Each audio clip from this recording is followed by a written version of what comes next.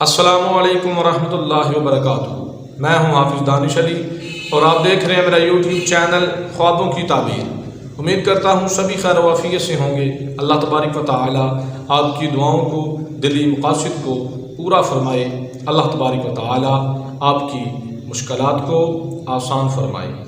आमीन सुम्मा आमीन या रब्बुल आलमीन। आज हम बात करेंगे ख्वाब में अमरूद को देखने और खाने के हवाले से। इसकी मुख्तलिफ़ सूरतें हैं और इनकी मुख्तलिफ़ ताबीरें हैं जो आगे चलकर हम इस वीडियो में बयान करेंगे। तो वीडियो शुरू करने से पहले अगर आपने मेरा यूट्यूब चैनल सब्सक्राइब नहीं किया तो बराए मेहरबानी चैनल को सब्सक्राइब कर लें और बेल के आइकन को दबा लें ताकि मेरी आने वाली हर वीडियो आपके पास बआसानी पहुँच सके। तो गुफ्तगू शुरू करते हैं। ख्वाब में अमरूद को देखना या अमरूद को खाना। अगर मौसम में अमरूद खाए तो माले हलाल हासिल होने और खुशी नसीब होने की अलामत है।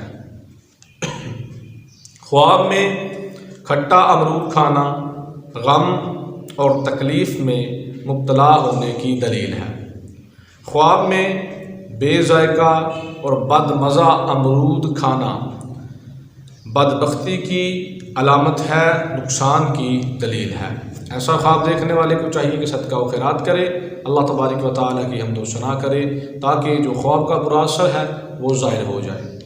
ख्वाब में अमरूद को दरख्त से तोड़ना लड़की पैदा होने, मालो ज़र ज़्यादा हाथ में आने की अलामत है। ख्वाब में अमरूद को बाग से तोड़ना मालो दौलत जमा करने, कारोबार वसी होने और बाइज़्ज़त होने की अलामत है। ख्वाब में अमरूद कड़वा खाना। ख्वाब में कड़वा अमरूद खाना कारोबार में नुकसान आने या औलाद के बदमिजाज होने की अलामत और दलील है। ख्वाब में मीठा और पका हुआ अमरूद खाना खुशी मिलने और हलाल माल हासिल होने की अलामत और दलील है। उम्मीद करता हूँ कि आज की वीडियो आपको अच्छी लगी होगी। जाते हुए वीडियो को लाइक कर दें, कमेंट करें और सदका जारिया समझ के सवाब की नीयत से शेयर भी कर दें। अगर आप हमसे ऑनलाइन कुरान पाक की तालीम हासिल करना चाहते हैं, तर्जुमा और तफसीर पढ़ना चाहते हैं, नाज़रा कुरान पढ़ना चाहते हैं, कोई वजीफ़ा लेना चाहते हैं या अपने ख्वाबों की ताबीर पूछना चाहते हैं तो डिस्क्रिप्शन में हमारा व्हाट्सअप नंबर मौजूद है, आप रब्ता कर सकते हैं। दुआ है कि अल्लाह तबारक व तआला हमें अपने हिफ्ज़ो अमान में रखे। अल्लाह तबारक व तआला हमें तमाम जहां की खुशियाँ अता फ़रमाए।